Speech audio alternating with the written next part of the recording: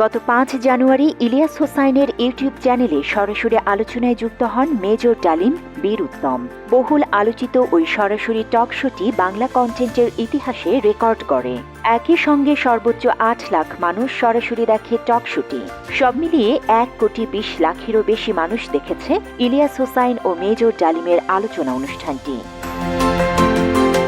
Major ডালিমের পর এবার ইলিয়াস হোসাইনের ইউটিউব চ্যানেলে সরাসরি যুক্ত হতে যাচ্ছেন দেশের আরেক সূর্য সন্তান রাশেদ চৌধুরী। ২৪ জানুয়ারি শুক্রবার রাত ৯টায় শুরু হবে লাইভ টক শোটি। লাইভের আগে এই প্রতিবেদনে জেনে নেওয়া যাক রাশেদ চৌধুরীর আদ্যোপান্ত। প্রায় ২০০ বছর শাসনের পর দক্ষিণ এশিয়ায় যখন ব্রিটিশ রাজের সূর্য প্রায় অস্তমিত, তখন বাংলার এক পাড়াগাঁয়ে বাংলা সালের প্রথম দিন উদিত হয় একখানি সূর্যকণা। পরবর্তীতে সূর্য সন্তান, নাম রাশেদ চৌধুরী। গ্রাম্য মধ্যবিত্ত পরিবারে তার বাল্যজীবন ততটা সুখের ছিল না। বাল্যকালের চড়াই উতরাই পেরিয়ে ১৯৬৩ সালে দৈবক্রমে যোগ দেন বিমান বাহিনীতে, পরবর্তীতে সেনাবাহিনীতে। ৭১-এ পশ্চিম পাকিস্তানের সেনা ক্যাপ্টেন ছিলেন তিনি। পূর্ব পাকিস্তানের হত্যাযজ্ঞের কাহিনী জেনে প্রতিজ্ঞা করলেন দেশের স্বাধীনতা যুদ্ধে যাবেন। কয়েকটা বিফল চেষ্টার পর লাহোর অঞ্চল থেকে মরিয়া হয়ে জিপ চালিয়ে সেনা অবস্থানের মধ্য দিয়ে শত বাধা বিপত্তি পেরিয়ে পালিয়ে যান ভারতে। পরে বাংলাদেশের পূর্বাঞ্চলে এসে কর্নেল জিয়াউর রহমানের জেড ফোর্সে একটি গোলন্দাজ বাহিনী তৈরি করে পরম বিক্রমে যুদ্ধ করেন। পেয়েছেন একখানি বীরত্ব খেতাব। স্বাধীনোত্তর বাংলাদেশের সার্বিক অতীব দুর্দশা অবনতি দেখে ৭৫-এর ১৫ই আগস্টের বিপ্লবে যোগ দেন। লোকে বলে জাতিকে উদ্ধারকারী সূর্য সন্তানদের একজন। ৭৬-এ পররাষ্ট্র মন্ত্রণালয়ে স্থানান্তর এবং পরবর্তী ২ দশক বাংলাদেশের বিভিন্ন কূটনৈতিক মিশনে দক্ষতার সঙ্গে দেশ সেবায় নিয়োজিত রেখেছেন নিজেকে।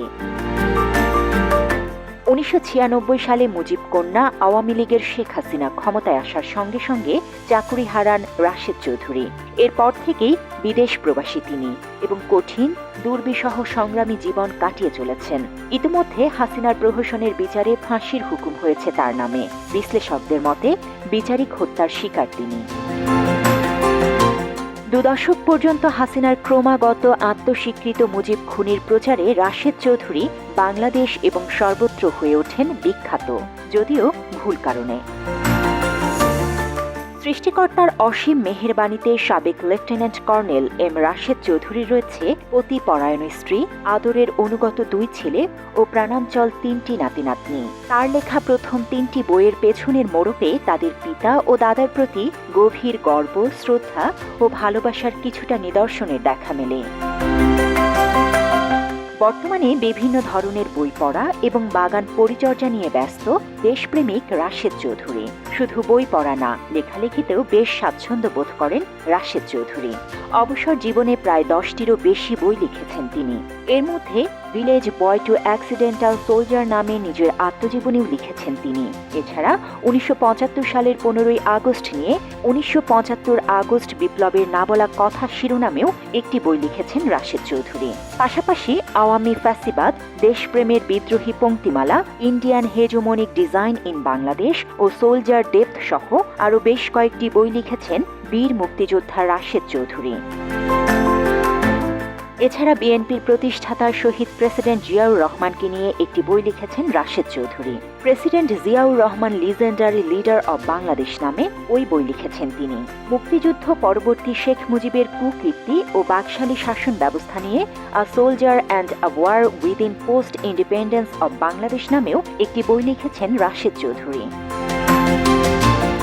দেশ ও দশের জন্য ভালো কিছু করার বাসনায় অপেক্ষায় রয়েছেন রাশেদ চৌধুরী। মেজর ডালিমের পর ইলিয়াস হোসাইনের ইউটিউব চ্যানেলে সরাসরি আলোচনায় শুনব তার অজানা অনেক গল্প।